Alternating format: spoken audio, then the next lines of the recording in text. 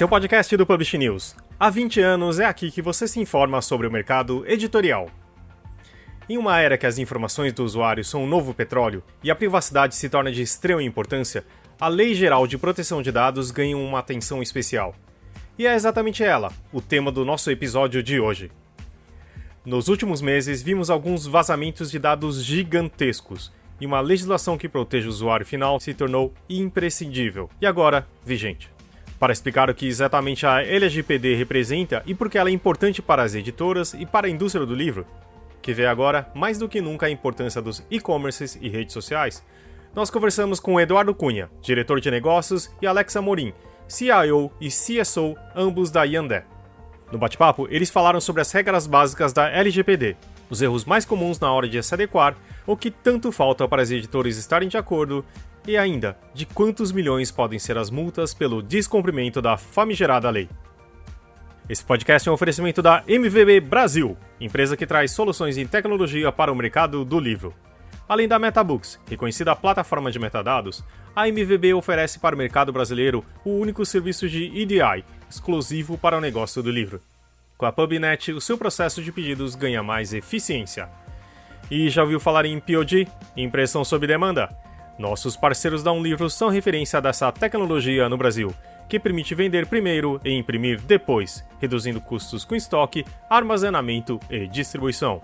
Com o POD da Livro, você disponibiliza 100% do seu catálogo sem perder nenhuma venda. Este é o programa número 164, do dia 10 de maio de 2021, gravado no dia 30 de abril. Eu sou Fábio Rara, com Maju Alves, Thalita Facchini e Leonardo Neto. E vamos ouvir agora a nossa conversa com o Eduardo e o Alex. Antes de mais nada, Alex, muito obrigado por ter aceito o convite de estar aqui conosco hoje. Obrigado, Cunha, também, Eduardo Cunha, um velho conhecido aqui do podcast, já teve em outras edições. Ele fez esse intermédio aí e tá participando aqui conosco hoje também. Muito obrigado, Cunha. E, Alex, eu vou confessar uma coisa para você. Eu sou um sujeito muito ignorante no que se diz respeito à LGPD. Eu posso te garantir que eu não vou confundir como uns e outros fazem aí com a outra sigla LGBT, mas eu sei muito pouco sobre o assunto. Então, se você puder me contar o que é isso, antes da gente começar efetivamente a falar sobre os impactos dessa lei no mercado editorial, eu te agradeceria. Então, a minha pergunta é essa: que porra é essa de LGPD? Fantástico, Léo. Então, primeiro, muitíssimo obrigado por estar aqui com vocês. É um prazer compartilhar esse tema que, de fato, hoje em dia a gente vê que tem essa confusão, né, dessas siglas. A gente fala que no mundo de tecnologia, privacidade, proteção de dados, tem esse monte de siglas que faz parte do nosso dia a dia e até alguns deputados, vereadores, senadores confundem, por que não? Pessoas comuns não vão se confundir, né? Mas quando a gente olha a LGPD, a Lei Geral de Proteção de Dados, ela tem um viés muito interessante, que é, de fato, olhar para o lado da privacidade e proteção de dados das pessoas. Mas aí vem um ponto, Léo, que é bem interessante, é o surgimento dessa lei, né? Por que tudo isso, né? Da onde veio esse movimento? E a nossa lei, a LGPD, né, que ela foi sancionada lá em 2018, ela pegou uma carona na GDPR, na Lei Geral de Proteção de Dados lá da Europa. Essa lei da Europa, quando ela surgiu, né, que ela entrou em vigor em 2018, ela aconteceu por alguns pontos bem interessantes, porque o que acontecia na Europa que trazia alguns pontos de atenção, né, quando a gente olhava para esse mundo de privacidade?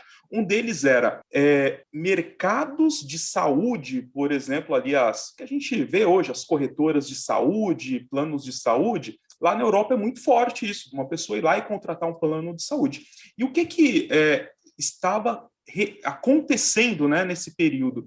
As empresas, elas sabiam qual eram algumas tendências de saúde, hábitos de alimentação, tanto imaginando do Léo e da família do Léo, e com isso eles podiam não autorizar, por exemplo, a contratação de um seguro de saúde. Então, olha o ponto interessante, né?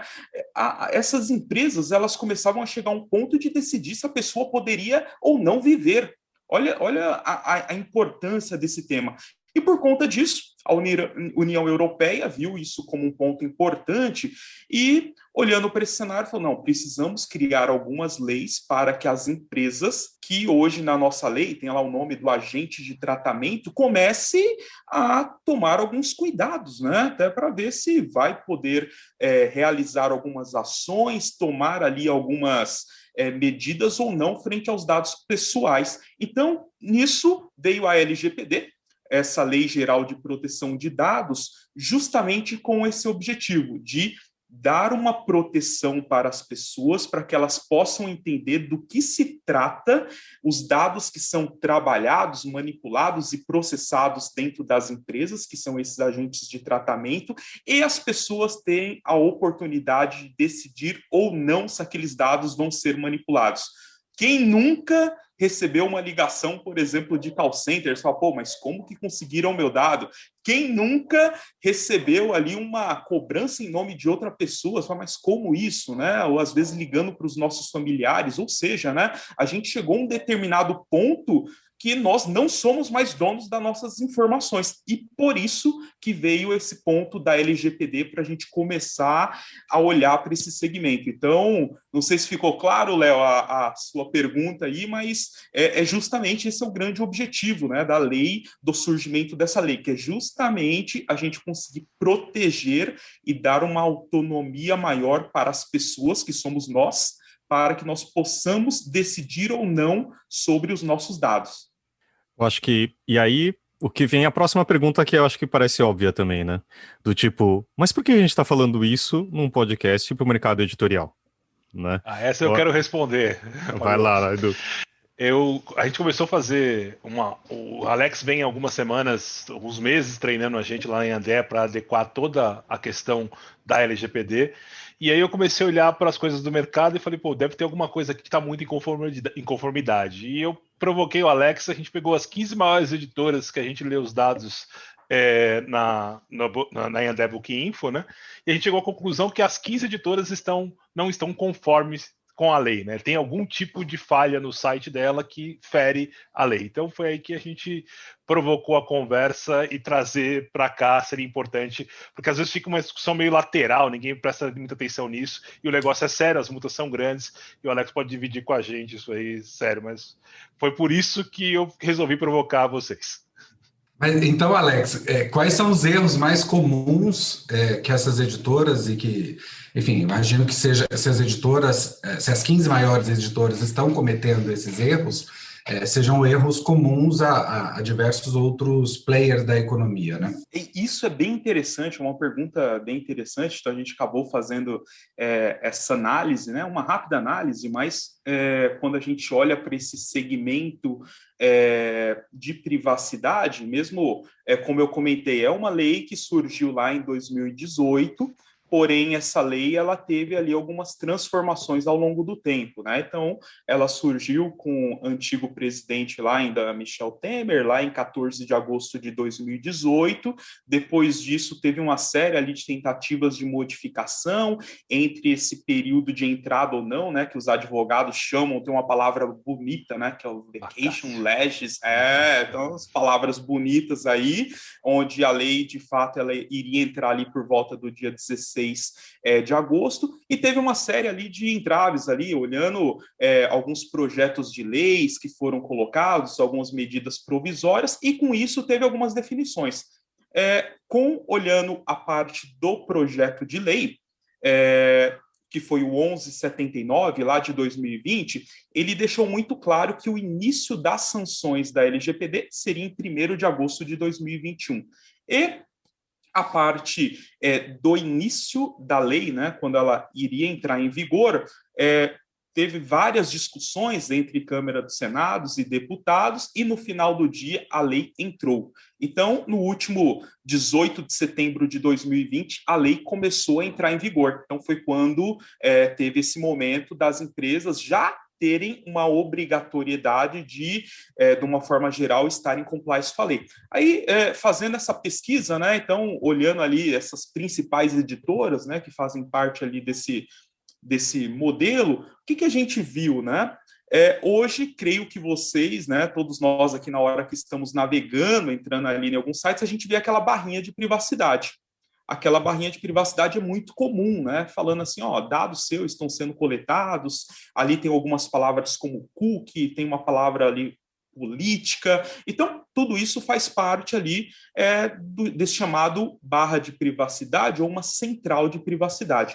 E olhando, né, para os diversos sites aí dentro desses 15, a gente viu que somente 6 desse total de 15 sites de fato tinham essa barrinha de privacidade, ou uma central de privacidade. Foi o primeiro ponto de atenção.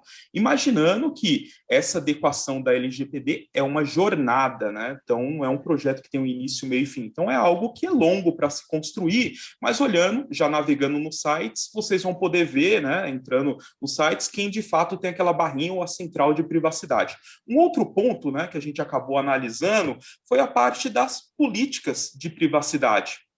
Entrou uma lei ali de privacidade e proteção de dados. Teoricamente, a empresa ela tem uma política falando como que ela trata esses dados. Olhando para isso, né, a gente percebeu que somente 5 dessas empresas, né, de fato tinham aquela política ali no site, e 2 delas eram extremamente básicas. Então, menos ali de uma folha, né, de sulfite ali, de uma forma muito pontual, e mostrava assim uma qualidade, né, pensando até onde que uma política deveria chegar, de uma forma muito restrita. Um outro ponto que é importante também, toda vez que nós estamos navegando nos sites, tem ali uma palavrinha que é o cookie.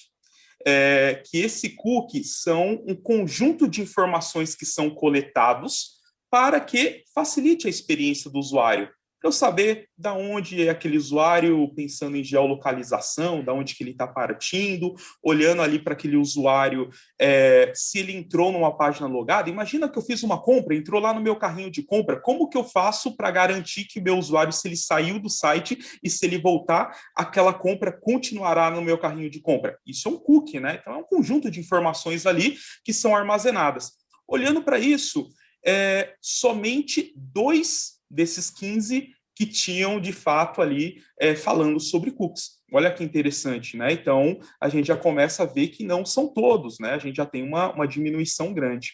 Adicionalmente, a lei, ela tem um ponto bem interessante, que é o que ela chama de canal de solicitação. O que é esse canal de solicitação? Eu, como um titular, o dono das informações, eu posso perguntar para alguma empresa, né, que tem os meus dados, quais são os dados que você tem meu? Quem nunca, né, teve essa vontade, né, de perguntar, por exemplo, com uma operadora que está ligando para mim e eu não sei, né, da onde que ele conseguiu perguntar quais são os dados que você tem sobre a minha pessoa? Quais são os dados que você manipula, mesmo eu sendo um cliente ou não? Então, entre a probabilidade e a possibilidade de pedir e reivindicar os seus direitos. Então, automaticamente com isso, né, quando tem essa possibilidade de eu reivindicar esses direitos, eu teria que ter no meu site uma série de possibilidades de eu falar, eu quero excluir os meus dados, eu quero alterar os meus dados, eu quero transferir os meus dados para uma outra pessoa. Olha a portabilidade lá do mundo de telecom, né, que a gente fala muito, eu quero sair da operadora 1 e vou para 2. É um modelo de portabilidade. Então, isso é algo que a lei também traz como uma possibilidade. E somente 5 dessas empresas tinham esse canal para isso. Olhando, ponto bem interessante, que é o DPO, o Data Protection Officer, ou na nossa lei, que é o encarregado de proteção de dados. O que é esse encarregado de proteção de dados? Ele é a pessoa que vai ser o responsável para fazer o elo de ligação entre a empresa e as autoridades públicas, que no caso, hoje, da lei, nós temos uma autoridade chamada ANPD, que é a Autoridade Nacional de Proteção de Dados, a qual ela vai servir ali como se fosse um juiz para falar o que pode e o que não pode. Então, ele é o que vai falar qual é o modelo dessa lei que vai ser aplicada ao nosso país. E quando a gente olha para isso, somente uma desses sites, né, que tinham de fato ali falando sobre o DPO. Não tinham de fato o nome da pessoa, né, que em um segundo momento isso vai ser obrigatório, ter ali o nome do DPO e do encarregado, mas tinha ali falando qual era a entidade que poderia responder sobre isso. E, por fim, eu entrei ali ainda um item adicional, que é o que a gente fala muito, que é um modelo de UX, né? A facilidade de usabilidade do usuário. De entrou no site, fica claro onde que está essa barrinha, para a pessoa ver quais são os direitos. E, olhando para isso, somente 2 dessas 15 empresas que estavam em compliance. Então, olha que interessante, né? Então, mesmo sendo uma lei que entrou no último dia 18 de setembro, lá de 2020, então já se passaram alguns meses, as sanções elevadas começam agora em 1º de agosto de 2021 e ainda tem muitas empresas que, de fato, não estão compliance. Pensando que a gente só está falando ali na ponta do iceberg, né? Toda a parte de baixo, que é um trabalho que a gente tem que fazer dentro de casa, né, que é dentro da nossa cozinha, aí nem se fala. Então, aí é um ponto para reflexão. E são vários detalhes, né? São pequenos detalhes que cada editora tem que se adequar nesse processo todo. E aí eu queria saber, é fácil de se adequar? É fácil de ficar na norma dessa nova lei? Esse é Qual é esse passo a passo? É uma pergunta fantástica, né? Até há pouco eu estava conversando com o Edu e a gente estava comentando, né, sobre alguns pontos ali de atenção, né? Então, por exemplo, a gente falou sobre um modelo normal que todas as empresas têm, que é para coletar dados, que é o que a gente chama de leads. Muito normal no mundo de marketing, que vai entrar naquele funil, né, para conversão de vendas e assim por diante. Quando a gente pensa, né, o que eu preciso para mandar um comunicado para uma pessoa? Hoje, nos dias atuais, usando o modelo atual, que normalmente é um e-mail, né? Então, pode ter aquele modelão de eu mandar uma carta para a pessoa, mas pensando no modelo mais comum, é o quê? Um newsletter acaba sendo ali um e-mail que vai trazer ali um conjunto de informações. O que eu preciso? Eu preciso do nome da pessoa, até para eu identificar e poder falar diretamente com a pessoa em relação a isso, e, adicionalmente, eu preciso do e-mail. Então, são 2 pontos que é importante caso você queira receber informação sobre a minha empresa. Aí, o que acontece? A gente começou a ver que, normalmente, informações adicionais elas são solicitadas, como, por exemplo, aonde a pessoa trabalha, qual é o cargo dela, qual é, por exemplo, ali a função que ela está exercendo, qual é o meio ali da onde ela trabalha. E um ponto muito importante, Thalita, que é quando a gente olha um conjunto de dados pessoais sensíveis. Opa! Veio aí uma palavrinha importante. O dado pessoal sensível, né? Então a gente olha, hoje na lei existem 3 modelos de dados, 3 conjuntos de dados principais que podem identificar um titular, que é uma pessoa física, pessoa viva, né? Então é uma pessoa natural. Quando a gente olha para isso, o primeiro tipo ali de dado pessoal, a gente pode falar que é um dado pessoal indireto. O que é um dado pessoal indireto? É, por exemplo, se eu falar apenas Eduardo Cunha. Pode ter um monte. Então... Eu estou até preso. Assim, então pode ter vários, né, que sim, tem esse nome, mas eu não consigo saber exatamente que esse Eduardo Cunha que está aqui conosco. É um ponto de atenção. Mas, com um conjunto de informações, se eu falar, é o Eduardo Cunha que trabalha na Iandé, opa, já sei quem que é. É o Eduardo Cunha que tem o e-mail X, já sei quem que é. Então, a gente começa a perceber que eu tendo um conjunto de informações, eu consigo identificar um titular. Por exemplo, a gente comenta o ID de uma pessoa, né? Ali tem um número, pode ser que o Edu ele tem o número 1001. Aquele número, por si só, ele não é nada, mas ele é atrelado a outros dados, eu consigo identificar ele. Então, é um dado pessoal indireto. Aí, quer comentar alguma coisa, Edu? Eu quero. Essa discussão, ela surgiu, Léo, que a gente começou a analisar aí o formulário de inscrição da newsletter do Publish News. E lá está dizendo, você pergunta de sexo, mulher, feminino ou masculino. E comenta o que você respondeu, que assim, você colocar uma pergunta de sexo que não é necessária para atividade de fim, você complica um pouco mais o seu nível de proteção desse dado, a sua obrigação de proteger esse dado. Comenta aí, Alex, acho que é legal esse é um ponto interessante, porque a gente falou lá do dado pessoal indireto, tem um dado pessoal direto, por exemplo, que é um CPF. O CPF é X, então não tem como ter uma pessoa usando mais de um CPF, né? Tirando o caso dos fraudadores, que é normal, a gente costuma ver aí em CPFs diversos, com outras fotos, mas o CPF é um dado pessoal direto. E tem um outro conjunto de dados, que é o que eu comentei, o dado pessoal sensível, que na lei deixa muito claro quais são esses dados pessoais sensíveis. Etnia, religião, quando a gente olha a opção sexual da pessoa, tudo isso são dados pessoais sensíveis. Então, a lei deixa muito claro quais são esses conjuntos de dados. E quando tem um dado pessoal sensível, aí o problema pode aumentar, porque a questão é, um dado pessoal sensível, ele pode ferir diretamente a dignidade de um ser humano. Por exemplo, eu tenho ali um conjunto de dados, hoje a gente está vivendo num mundo extremamente polarizado, ou a pessoa ela é de direita ou é de esquerda, tal. É isso, né? Você gostou do presidente, você é de direita, você não gostou, você é de esquerda. É isso, né? Hoje a gente está nesse mundo. Então, imagina que vaza uma base de dados dessa, falando ali qual é a opção, por exemplo, partidária da pessoa. Automaticamente, com isso, já pode ocorrer uma discriminação e, com isso, afetar diretamente a dignidade desse ser humano. Então, por isso que a lei traz muito claro esse conjunto de dados pessoais sensíveis, né? Então, esse dado pessoal sensível, por exemplo, é algo que pode gerar um problema para as pessoas e para os titulares. Por isso que é o ponto de atenção quando a gente fala, quando tem a opção ali sexual. Ou seja, né, se você não pode, para não complicar, é melhor às vezes nem perguntar, entendeu? Acho que é uma das preocupações que a gente tem que ter, simplificar as coisas. É aquele ponto, né? A frase do tio Ben, quanto mais poderes, mais responsabilidade. Grandes poderes né? trazem grandes responsabilidades. Isso, Fabião, aí, tá vendo? Tem alguém que assiste também junto comigo. Então, olha como que são as coisas, né? Se eu tenho um conjunto de dados pessoais sensíveis, né, dentro da minha base, automaticamente eu vou ter que gastar mais na proteção de dados. Não existe privacidade sem proteção de dados. Proteção de dados é aquilo que a gente fala desde criancinha, que é a segurança da informação.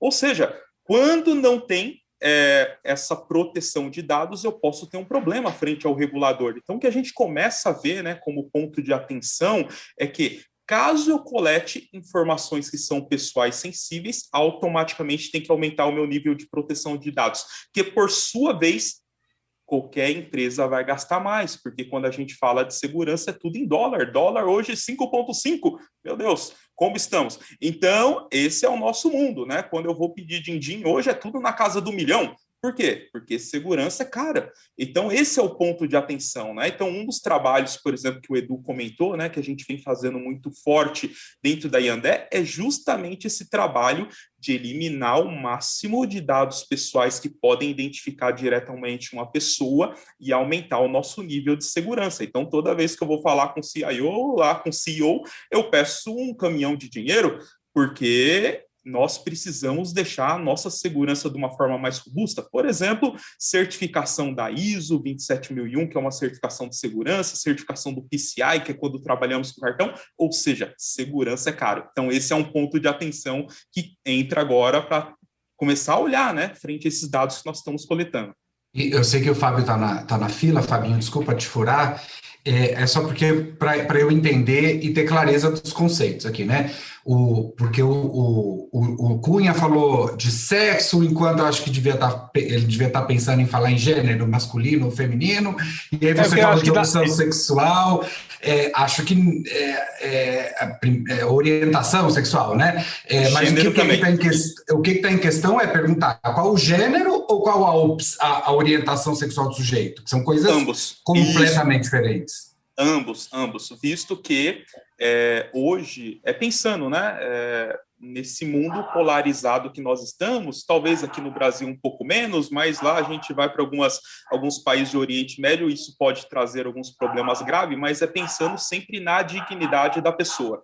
Às vezes não é porque a pessoa ela tem ali no documento dela, né, o gênero dela, que de fato ela tem ali como que, de fato vai ser aquilo. Então, pensando que todo esse conjunto de informações que, de alguma forma, ele possa ferir a dignidade de um ser humano, aí tem que ser um ponto de atenção. Então, por isso, né, que a lei ela deixa muito claro quais são esses conjuntos de dados que eles classificam, que é classificado como sensível. Ou seja, é um dado pessoal sensível. teve um vazamento, vixe, vamos ter problema.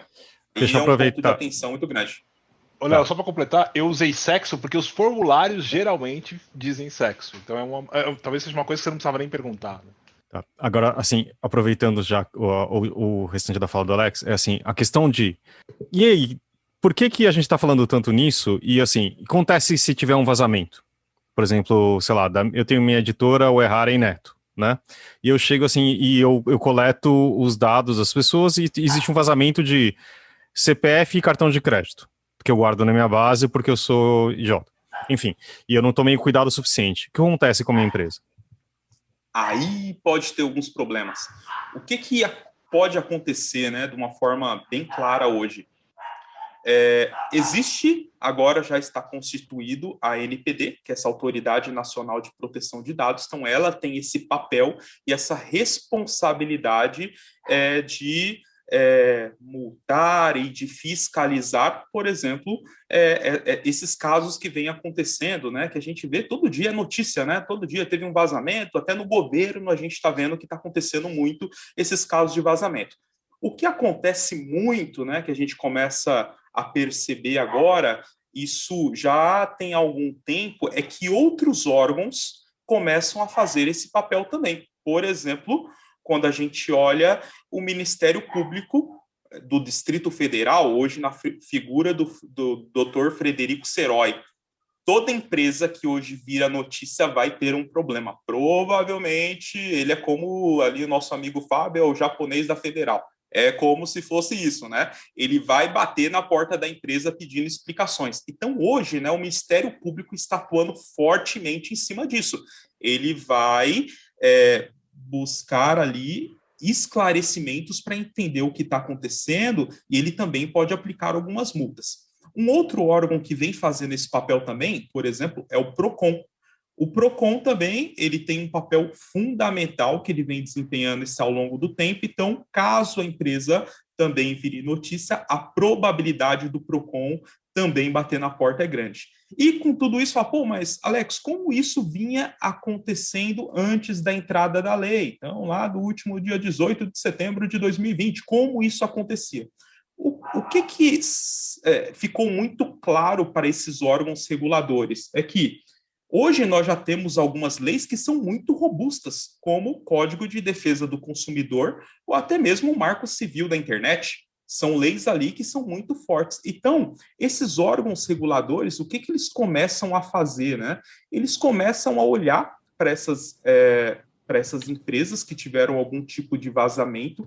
E em cima dessas empresas, o que eles vão fazer? Eles vão aplicar sanções. E por isso que a gente começa a ver, né, que empresas hoje vêm sendo multadas por conta de vazamento. E só para pegar um gancho, né, o que acontece? Eu comentei que as sanções elevadas ela começa lá em 1º de agosto de 2021. Então, daqui a alguns meses a gente já vai ter a lei de uma forma full ali no nosso ambiente. Quando a gente olha para essas sanções elevadas, a gente está falando diretamente ali do artigo 52, que é quando na lei fala sobre as sanções administrativas. E o que pode acontecer depois que que estabelecer ali de 1º de agosto de 2021? A empresa ela pode ter alguns tipos de punição. Uma delas é uma multa simples, que é por evento, que acaba sendo em cima de 2% do faturamento da empresa, limitada a 50 milhões por infração. Ou seja, teve um vazamento, pensando que quanto maior a escala de dados, maior pode ser o meu problema. E até um ponto importante, né, até pegando um gancho, o Gartner, que hoje é uma referência muito grande no mundo de tecnologia, ele fala que lá em 2025 as empresas vão ter que contabilizar os volumes de dados como ativos. Lembrando daquilo que a gente vê falando muito, os dados hoje são o novo petróleo. E, de fato, a gente começa a ver isso, né? Então, ou seja, teve um vazamento, a gente pode ter uma multa de até 50 milhões por evento. Uma outra que pode acontecer também, por exemplo, é essa autoridade obrigar a empresa a dar esclarecimentos ali para o público falando o que aconteceu. Uma outra coisa que pode acontecer também é esse órgão falar, você não vai mais operar esse tipo de solução. Então, olha que interessante. Então, a partir de 1º de agosto, a gente começa a ter muito claro quais são essas sanções, o que a lei traz lá no artigo 52. Então, a gente já começa a saber qual pode ser a penalidade para as empresas. Mas o ponto importante é, mesmo hoje, sem as sanções elevadas estando ativas, os órgãos fiscalizadores, como o Ministério Público, PROCON e até mesmo sindicatos já estão entrando com ações utilizando leis existentes, como o próprio Marco Civil da Internet ou como o Código de Defesa do Consumidor. Então, olha que interessante esse ponto, Fabio. E, Alex, existem plataformas ou serviços que ajudem o empresário, o dono do site, a adequar melhor a essa lei? Existe, sei lá, um serviço, uma plataforma na internet que fala assim, isso aqui você está cometendo tais erros, e se você tomar tal e tal caminho, você resolve essa questão. Existe isso? Existe um serviço como esse? Ótima pergunta, ótima pergunta. Quando a gente olha para isso, Léo, a gente acaba falando que tem uma jornada, né? Como eu comentei, é uma jornada de adequação para a LGPD.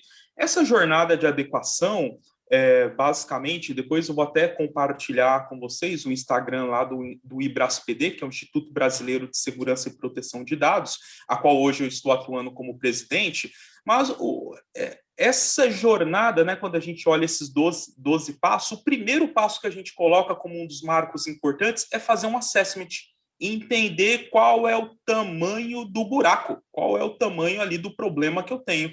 E nesse assessment, né, que acaba sendo com um viés tecnológico e um viés jurídico, que o jurídico é extremamente importante, aí um ponto só, abrindo aqui um parêntese em relação a isso, quando a gente olha esse processo, essa jornada de adequação à LGPD, não é de uma área só, não é só da área de segurança, só da área do jurídico ou só da área de compliance. É algo que todos da empresa têm essa necessidade de estar junto para conseguir sair do outro lado, porque a forma de eu atender o meu cliente muda, a forma de eu armazenar a minha informação muda e a forma de eu tratar esses dados, eles mudam. Então, quando a gente olha para isso, o primeiro marco que a gente fala ali é esse marco do assessment, de eu saber qual é esse tamanho do meu buraco.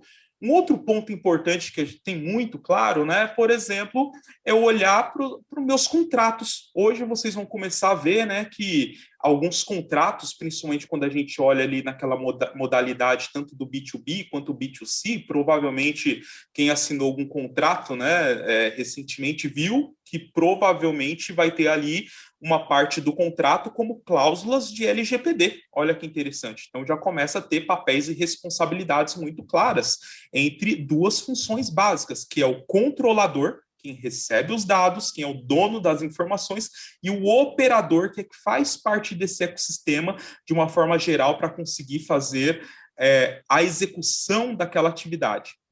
Mas, Alex, como é que diga aí. O pequeno, cara, uma coisa no universo das nossas editoras, tem muito cara que é pequeno, que tem grandes editoras como sites que a gente avaliou, mas tem o pequeno.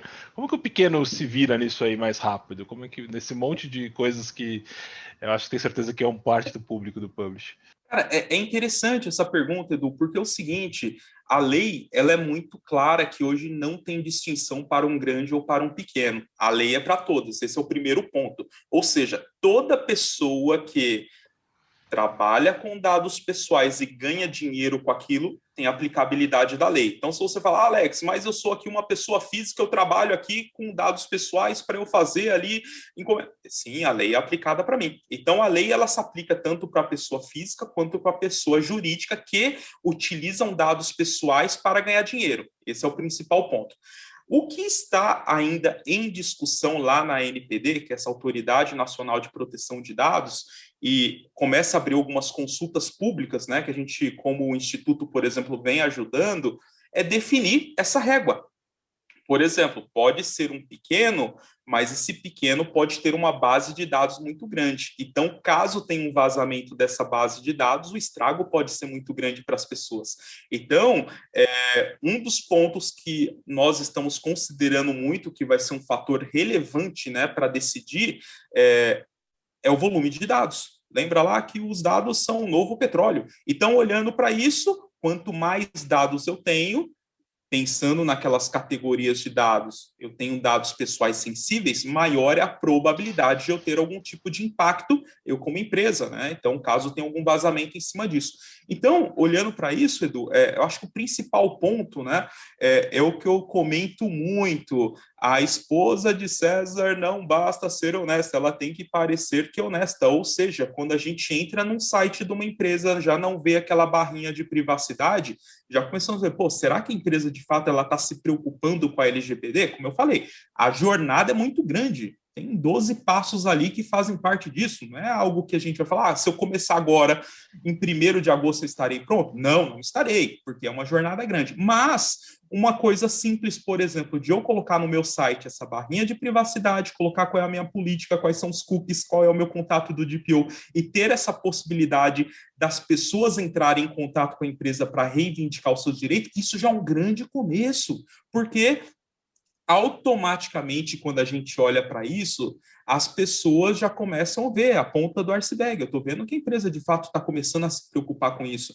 Então, até respondendo à pergunta do Léo, uma das coisas hoje que as empresas, né, mesmo pequenas, que tem aquele site que pode olhar de uma forma muito rápida, que é um kick-win muito rápido para conseguir, de fato, falar que já está começando a se preocupar, é ter a barrinha de privacidade. Aí, Edu, não sei se eu posso fazer um spoiler aqui, mas depois.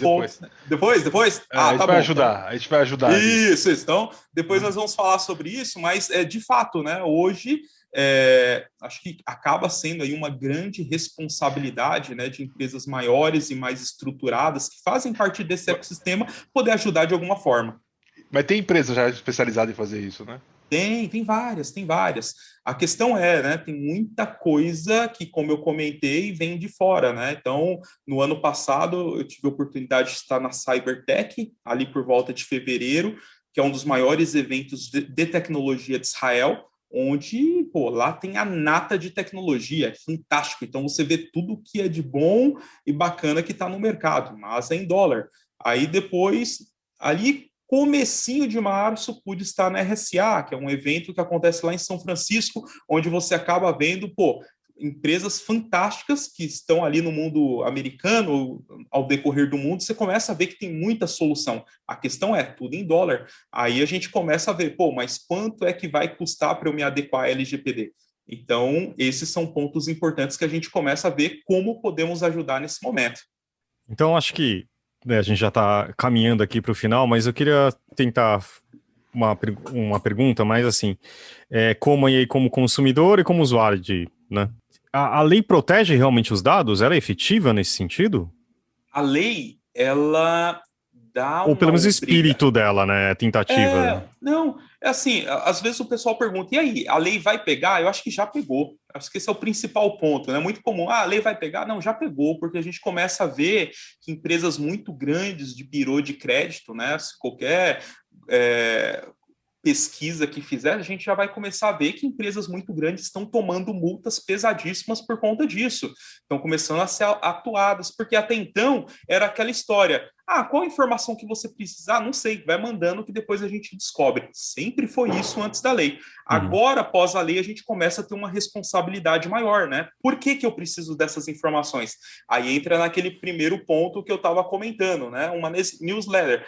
Qual que é a informação de fato que eu preciso? Eu preciso do nome, do e-mail, mas essas outras informações, o que isso vai ajudar caso eu preencha? Aí, por exemplo, você comenta, Alex, você é um CIO, então se você preencher aqui dentro do meu formulário que você é um CIO, você vai começar a receber newsletter específica que só vai para o público de CIO. Opa, aí sim eu quero preencher. Você entendeu? Então, o que a gente começa a entrar num ponto agora é de dar a transparência e a finalidade, o porquê que eu estou coletando os dados. O porquê e qual é a vantagem daquilo, né? Quem nunca chegou numa farmácia querendo comprar uma coisa básica? Não, qual é o seu CPF? Não, não quero dar meu CPF. Não, mas qual é o seu CPF? Até tem, né, alguns videozinhos no YouTube que a gente vê, né, que a pessoa pergunta lá o nome, o CPF, a data de nascimento, o nome do cachorro, mas para que tudo isso, né? Se eu quero só, às vezes, comprar uma coisa muito simples. Então,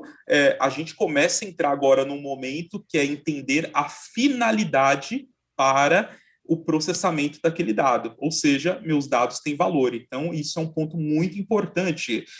Eu, antes da entrada da lei, recebia ligação toda semana atrás de uma determinada pessoa que estava devendo, sei lá, mas eu já sabia o nome completo dela. Aí, o que acontece? Depois da lei, quando esses escritórios de advocacia começou a me ligar, eu falei, utilizando com base na LGPD, eu quero reivindicar o meu direito de você excluir meu dado. E outra, eu quero saber da onde você conseguiu o meu dado. E, frente à LGPD, essas empresas têm a obrigação de falar como que ela conseguiu aquela informação. Olha que interessante. Então, eu começo a utilizar isso ao meu favor como pessoa física. Quer dizer, eu posso falar isso pro telemarketing de jornal que me liga todo dia? É isso? É isso aí, exatamente. Primeira pergunta, como você conseguiu o meu dado? Segunda pergunta, tira da base. Tira da base. Exatamente, não tenho nada com vocês. É o direito de esquecimento, né? Isso, exatamente. Exatamente. Acho que com essa, acho que é uma boa, né? Acho que é uma boa dica, então, pra gente terminar. E quem sabe ter uns dias aí sem um robô te ligando, ou uma pessoa ligando todo dia, sério, me ligam todo dia de um jornal me oferecendo que eu falo, não quero mais, eu não estaria assinando. Mas, enfim, eu acho que é isso. Vocês falaram que tinha um... Eu vou terminar, mas acho que antes disso vocês falaram que tinha alguma coisa para comentar, né, Edu? É isso? Não, em outro momento a gente vai falar então tá bom. A gente vai ajudar as empresas nesse sentido, e uma coisa que a gente está muito preocupada com a segurança dos dados e tal, e quando eu fiz essa provocação para o Alex e a gente analisou essas grandes empresas, eu falei, o mercado não está atento a isso, então tem coisas que a gente faz que não precisa fazer daquele jeito, ou não é necessário. E a minha intenção, quando eu provoquei o Léo, o pessoal do Publish, era, vamos olhar para isso que vai vir multa pesada, tá chato esse negócio, vamos dar uma devida atenção. Então, por exemplo, lá na barra lá da newsletter do Publish News, aquela questão do sexo já é uma coisa para vocês pensarem, se precisa ou não. Entendeu? Então, a Maju já até tirou. Eu estava aqui no meio do programa entrando lá no editor do formulário, não existe mais. Agile, não perde tempo, não perde tempo. Não sei do que vocês estão falando, inclusive, né? É fantástico, mas acho que é justamente esse o espírito da lei, né? Então, é tanto como empresa ter esse tipo de preocupação, e lembrando que nós somos clientes grande parte do nosso tempo, né? E nós queremos, o que eu comento muito sobre empatia. Como que eu estou tratando meus dados? Imagina eu estou ali fazendo parte daquela base, como que eu gostaria que tratasse meus dados? Será que qualquer pessoa poderia sair fazendo select e mandar para qualquer lugar? Ou eu gostaria de saber? Então, esse lado da empatia com a LGPD, eu acho que é uma combinação muito fantástica, porque, de fato, a gente começa a ter esse tipo de visibilidade, né? Começa a entender que isso é extremamente importante para o nosso convívio, né? E faz parte, de fato, ali do nosso dia a dia. E tem práticas de marketing que já não cabe mais, né? Em alguns momentos a gente comprava base, a gente disparava e-mail para base que não tinha. Isso aí, gente, as pessoas têm que esquecer esse tipo de coisa a partir de. Já era ruim do ponto de vista de estratégia comercial, mas agora com a lei, aí então não tem que esquecer isso.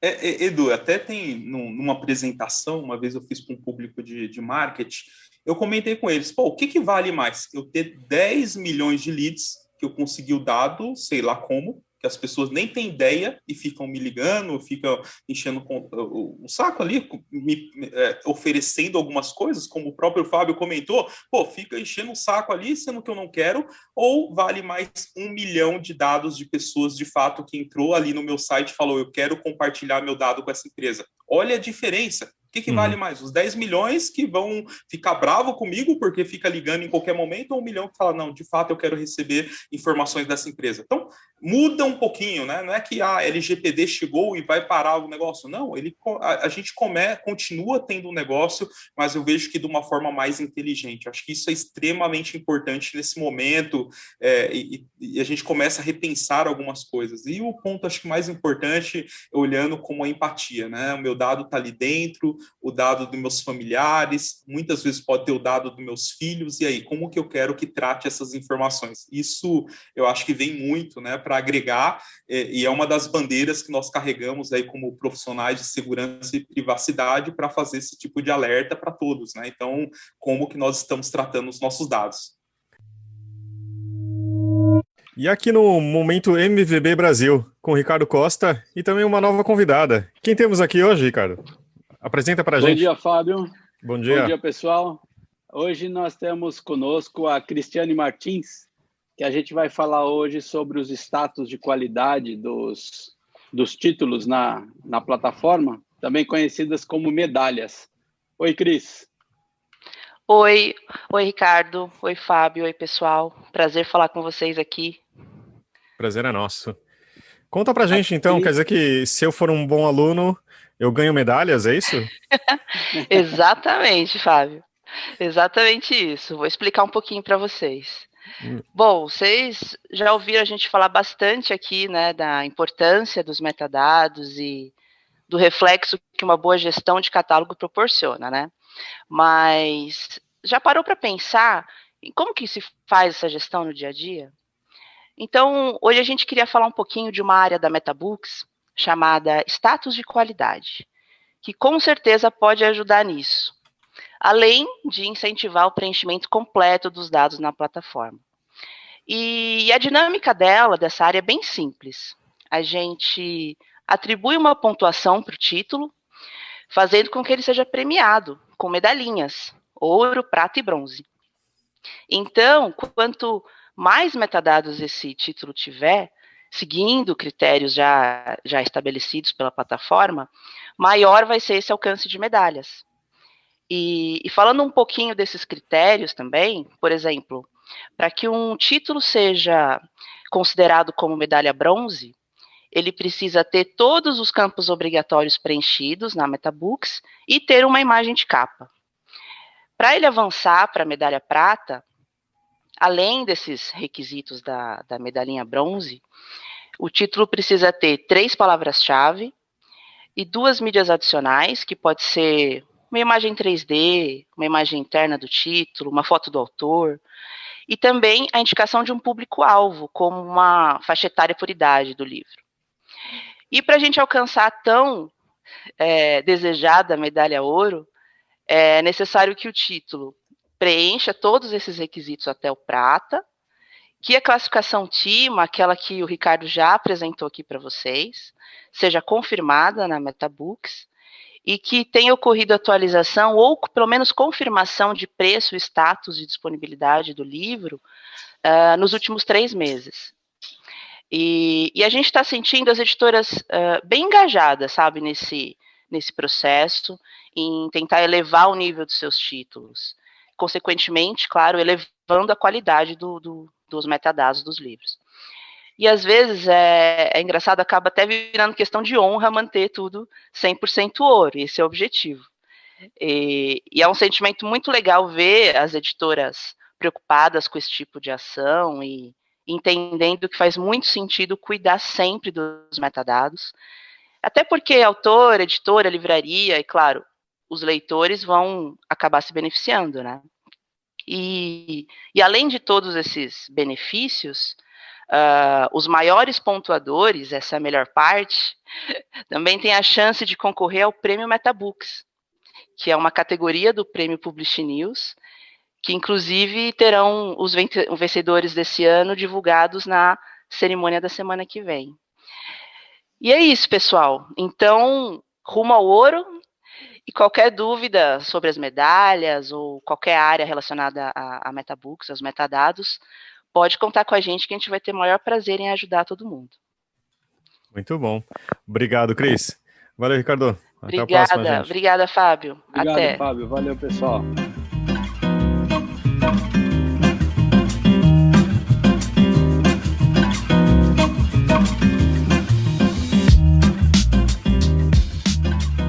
Agora, acho que antes da despedidas, vamos para as nossas indicações? Posso começar? Claro, Léo, por favor. Eu tô no momento da minha vida que eu só tô conseguindo assistir filmes de não ficção, só documentários. E nessas minhas limitações, que espero que sejam passageiras, eu topei com Estou Me Guardando para Quando o Carnaval Chegar, que é um filme do Marcelo Gomes, que é o diretor de filmes que de fato conquistaram meu coração, como cinema, Aspirinas e Urubus, e também o Viajo Porque Preciso, Volto Porque Te Amo. E o filme é genial, assim, de novo, na semana passada indiquei o Todo Sobre Laçador, que ele acha personagens absolutamente surreais por andanças pela Argentina.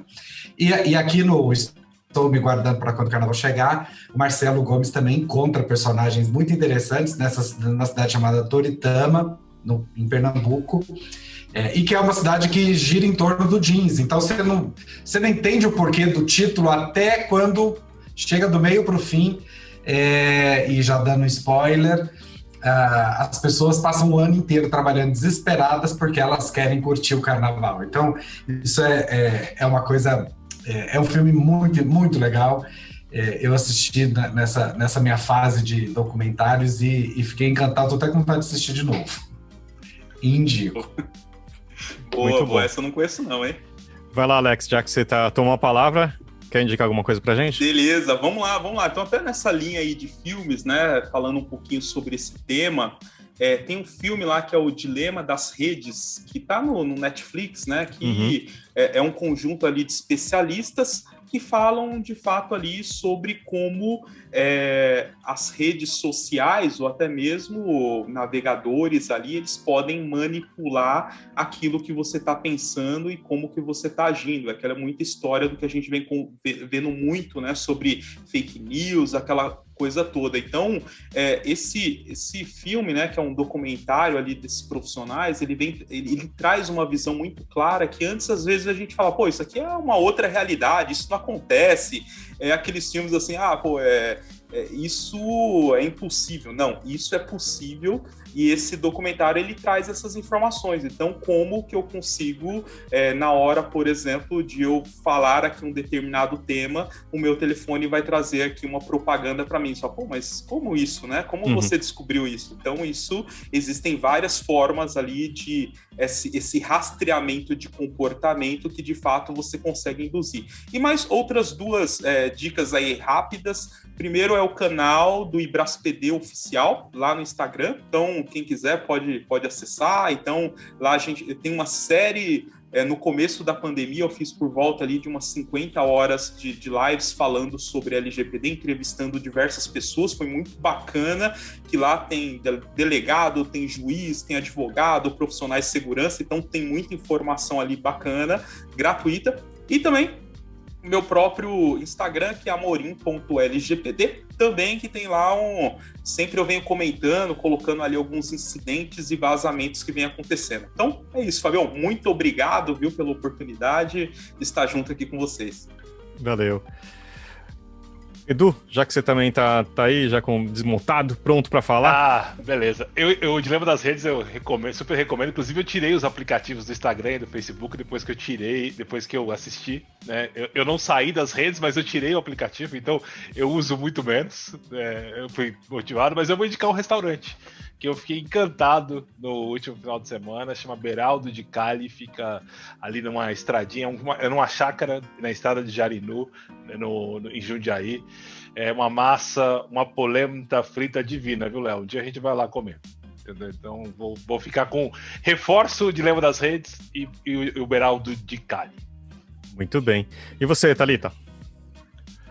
Eu vou indicar o filme Bela Vingança, que também estava sendo indicado ao Oscar. Tem a Carey Mulligan, tem o Adam Brody, que fazia Delcy. Na verdade, eu assisti porque eu achei que ele ia participar do filme inteiro, enfim. E aí, o filme conta a história de uma moça que ela tem meio que uma vida dupla. E é ótimo. Não é um spoiler, mas assim, ela vai para se vingar de todos esses caras que abusam das mulheres, sabe? Que tentam embebedar e depois abusa. É ótimo, o filme é muito, muito, muito bom, vale a pena. E se eu não me engano, saiu com vencedor de alguma indicação no Oscar. Não tenho como dar certeza, mas vale muito a pena ser assistido. Muito bom. O melhor roteiro original. É, né? Muito, muito, muito bom. E você, Maju, já que você deu aí? Eu vou indicar um livro. O Eleanor Oliphant está muito bem. Ele é um livro que trata sobre uma mulher que está fazendo 30 anos e que ela tem muitos traumas de infância. Então o livro trata de muitas coisas como relacionamentos abusivos, tentativa de suicídio. Ele é muito, muito, muito bom e recomendo demais. Dá pra ler o livro e ver o filme depois, então. Meio que casa os assuntos aí. E eu vou indicar um filme que eu já tinha mencionado, que chama Minari, que eu não tinha conseguido, eu tava indicando porque eu não consegui assistir, né? Ele concorreu ao Oscar, a uma série de Oscars, eu não sei se fala assim, mas não ganhou vários, né? Mas enfim, ganhou de melhor atriz coadjuvante, que é o melhor discurso de agradecimento da academia de todos os tempos. É muito engraçado, ela é ótima, se você procurar isso, e o discurso de agradecimento do BAFTA que ela ganhou também, que é uma das coisas só pra falar, ela fala assim, vocês ingleses, eu fico muito feliz porque vocês ingleses geralmente são super tipo nariz empinado, mas vocês reconheceram o meu valor, então eu fico muito feliz. Então é muito bom, é muito legal. E tipo, ela recebeu o prêmio do Brad Pitt e deu um flerte nele, foi muito engraçado. Mas o filme é muito bom. Tem uma identificação comigo na questão de, tipo, mostra uma vida de imigrantes, né, tipo, de coreanos que vão para o meio dos Estados Unidos, e a questão do sonho, assim, é um filme que é despretensioso, em certo sentido, as atuações são incríveis, sabe, tipo, e vale muito a pena, assim, não é um filme muito fácil, tá, então pega um dia que você esteja não tão mal, né, que talvez seja difícil hoje em dia, mas ele é um filme super bonito, acho que vale muito a pena. Ele tá em um lugar só, que é na Apple TV, mas tem algum lugar pelo menos no Brasil, tá? E o trailer já é maravilhoso, né? Muito sim, bom. Não, é sério, vale muito a pena. A história, no final, o final tipo, na última meia hora, você chega e você leva uma porrada na cara, e é muito, muito legal. E acho que é isso, né? Temos um programa, Fabinho? Temos um programa, um belo programa. Queria agradecer ao Alex e ao Eduardo por estarem aqui com a gente. Valeu. E obrigado. Obrigado. Que uma próxima vez a gente esteja isso em presencial, mas talvez só em, acho que 2023. Mas obrigado ao Léo, a Thalita e a Maju também, e a todo mundo que está ouvindo. E até a próxima segunda-feira, gente. Tchau. Até mais. Tchau.